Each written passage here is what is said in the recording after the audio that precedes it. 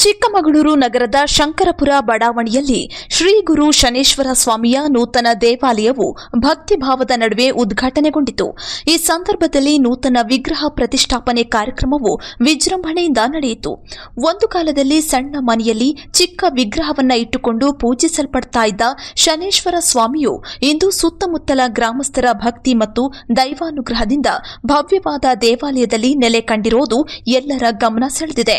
ಈ ದೇವಾಲಯಕ್ಕೆ ಬರುವ ಭಕ್ತರು ತಮ್ಮ ಕಷ್ಟಗಳನ್ನು ಹೇಳಿಕೊಂಡು ನಿವಾರಣೆ ಕಂಡುಕೊಂಡ ಅನೇಕ ನಿದರ್ಶನಗಳಿವೆ. ಭಕ್ತಾದಿಗಳ ಅಪಾರ ನಂಬಿಕೆ ಮತ್ತು ಅನುಭವಗಳೇ ಈ ದೇವಾಲಯ ಇಷ್ಟು ದೊಡ್ಡ ಮಟ್ಟಕ್ಕೆ ಬೆಳೆಯಲು ಮುಖ್ಯ ಕಾರಣವಾಗಿದೆ. ಶನೇಶ್ವರ ಸ್ವಾಮಿಯು ಎಲ್ಲ ಭಕ್ತರ ಕಷ್ಟಗಳನ್ನು ನಿವಾರಿಸಿ ತನಗೊಂದು ಸುಂದರ ನೆಲೆಯನ್ನ ಮಾಡಿಕೊಂಡಿದ್ದಾರೆ ಎಂದು ಗ್ರಾಮಸ್ಥರು ಹರ್ಷ ವ್ಯಕ್ತಪಡಿಸಿದ್ದಾರೆ. ಶಂಕರಪುರ ಗ್ರಾಮದಲ್ಲಿ ಶ್ರೀ ಗುರು ಶನೇಶ್ವರ ಸ್ವಾಮಿಯ ನೂತನ ದೇವಾಲಯದ ಉದ್ಘಾಟನೆ ಹಾಗೂ ವಿಗ್ರಹ ಪ್ರತಿಷ್ಠಾಪನಾ ಕಾರ್ಯಕ್ರಮ ನಡೀತಾ ಇದೆ.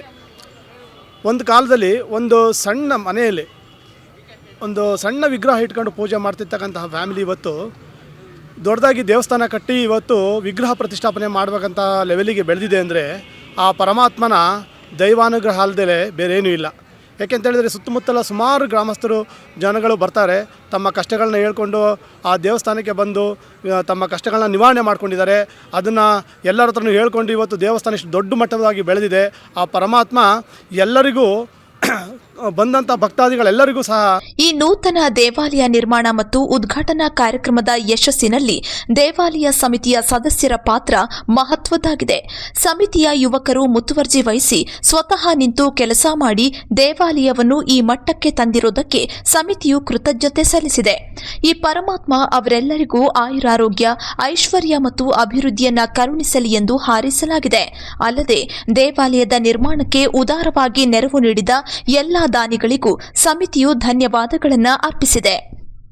ಕಮಿಟಿಯಲ್ಲಿ ಕೆಲಸ ಮಾಡ್ತಿರ್ತಕ್ಕಂತಹ ಸುಮಾರು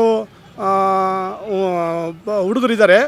ಅವರು ಎಲ್ಲರೂ ಮುತುವರ್ಜಿ ವಹಿಸಿ ತಾವೇ ಸ್ವತಃ ನಿಂತು ಕೆಲಸ ಮಾಡಿ ಇವತ್ತು ಈ ದೇವಸ್ಥಾನವನ್ನು ಈ ಮಟ್ಟಕ್ಕೆ ತಂದಿದ್ದಾರೆ. ಹಾಗಾಗಿ ಆ ಪರಮಾತ್ಮ ಗುರು ಶನೇಶ್ವರ ಸ್ವಾಮಿಯು ಅವರೆಲ್ಲರಿಗೂ ಆಯುರಾರೋಗ್ಯ, ಐಶ್ವರ್ಯ, ಅಭಿವೃದ್ಧಿಯನ್ನು ಕೊಟ್ಟು ಕಾಪಾಡಲಿ ಅಂತ ನಾನು ಈ ಮೂಲಕ ಹಾರೈಸ್ತೀನಿ. ಅದೇ ರೀತಿಯಾಗಿ ಇವತ್ತು ದೇವಸ್ಥಾನ ಓಪನ್ ಆಗಲಿಕ್ಕೆ ಕಾರಣವಾಗಿರ್ತಕ್ಕಂತಹ ಸುಮಾರು ಜನ ದಾನಿಗಳಿದ್ದಾರೆ.